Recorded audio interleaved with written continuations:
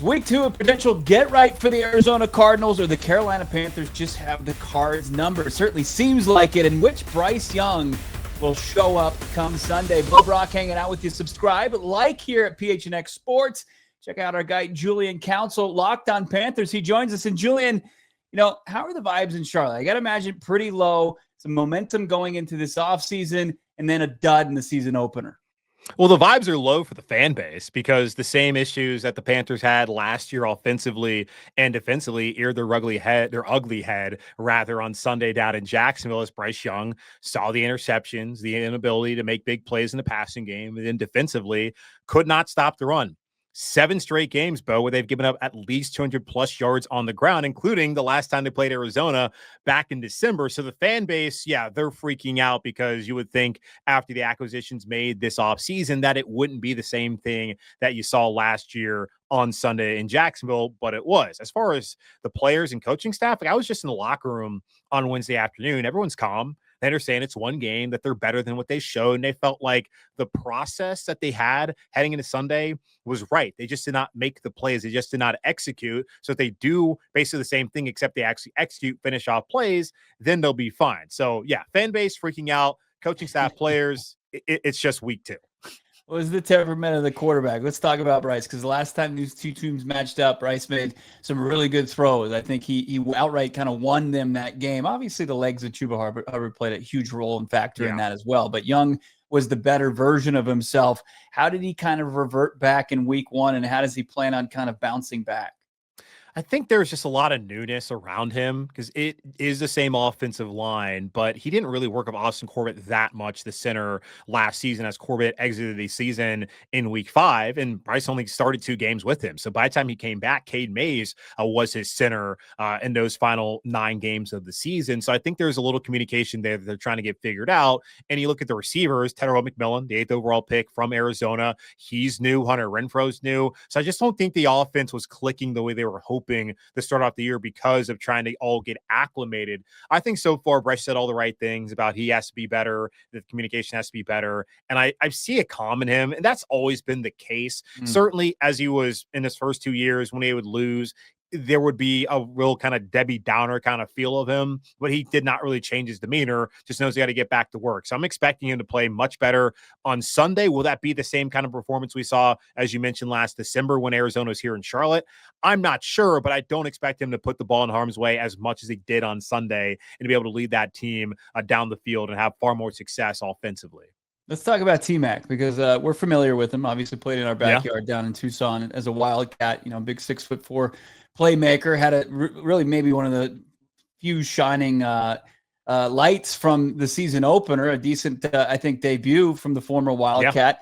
Yeah. And, Tedero McMillan versus Will Johnson, who had a nice debut himself in New Orleans, 3 pass breakups, an interception that was called back for a penalty away from the football. I mean, that's my popcorn matchup of this game, Julian. What have you seen, though, so far from T-Mac, and where is he as far as his maturation process as the 8th overall pick?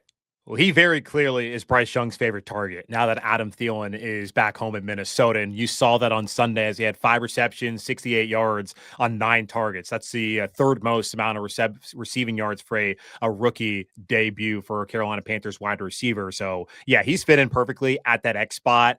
I wondered what Carolina was going to do this offseason, trying to find a potential number 1 wide receiver. I did not think it was going to be selecting one with the 8th overall pick. I thought they'd go defense, but so far, he looks like someone who's not going to be having any sort of issues, having success, getting open and making plays. And there was plenty of plays to be made potentially for him last Sunday that he was not able to make. One of them, a DPI, another one where it was being held on and just couldn't get 2 hands on the ball. Felt like he should have made that play. He said he felt like he should have made that play. So he stepped in and he's been, I think, pretty much what they've wanted him to be. They just want to see that maturation. And I expect that he should have the same kind of numbers statistically as your guy down there in Arizona, Marvin Harrison Jr. had a year ago. Because when I look at Tedero McMillan, I put him in the same category as the 3 guys who won the top 10 last year. That's Marvin Harrison Jr., that's Rome Odunze up in Chicago, and Malik Neighbors up in New York with the Giants. Like, that's the level he's at. So I'm expecting that to be the case later on this season, but it's going to, take a little bit of time to see that play out. But he's going to get his opportunities, I think, on Sunday. And you're right, that should be a good matchup between him and Will Johnson. Him and Travis Hunter had a great matchup back in college at Arizona. Didn't really see much of that on Sunday in Jacksonville. So excited to see those two rookies go after it.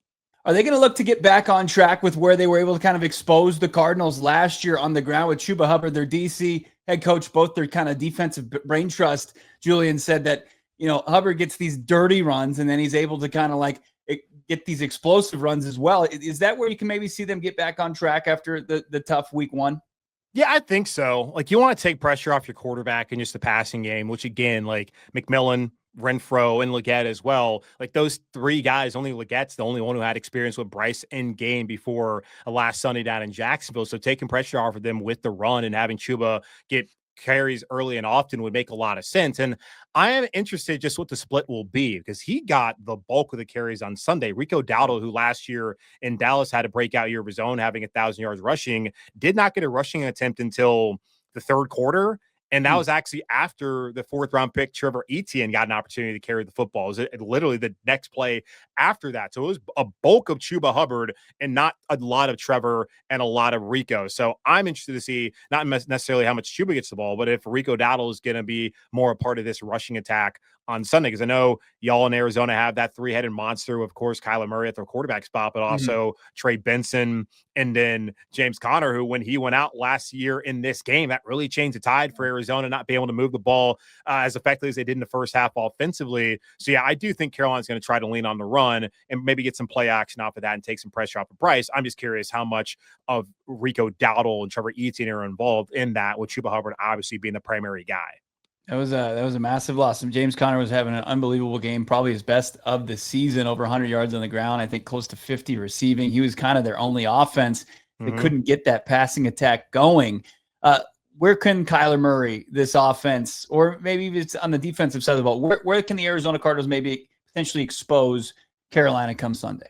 Yeah, the real weakness for Carolina is their defense. I think offensively, they'll get it figured out. I don't know how high level of an offense that will be this season, but we saw once they really got their legs under them last season, Bryce had that confidence that this was an effective offense, which it was not on Sunday.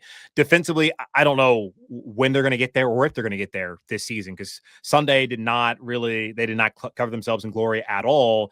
I think with Derek Brown being back, that's going to help them against the run, but other guys have to do their jobs. And in particular, linebackers a spot I'm looking at in this game. While Derek Brown might be able to eat up some blocks, and Ashawn Robinson and Bobby Brown III could also make some plays, you got to have guys who can fill the gaps. And last week, you did not see that from Trevor Wallace, their second year linebacker, who's a third rounder a year ago from Kentucky, and in Christian Roseboom, who you guys are familiar with from being in a division down there in LA the last couple of years. Like, those guys need to really be good against the run. And also, I look at that match between the linebackers and Trey McBride. Carolina really struggled with their linebackers last year in coverage against the Jags tight ends, who had a touchdown and a couple receptions combined as a unit. So, like, that's an area that I'm really looking at. I'm putting the microscope on the Panthers linebackers this week and getting their job done if Carolina's going to take a step forward defensively this Sunday and then in the future.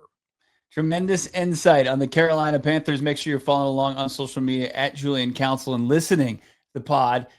Locked On Panthers do great work over at the Locked On Podcast Network. He's talking about this team every day, just like we're talking Cards football. Julian, thank you so much, my man. Yeah, Bo, anytime, man. Appreciate it. Make sure you like and subscribe to PHNX Sports here on YouTube.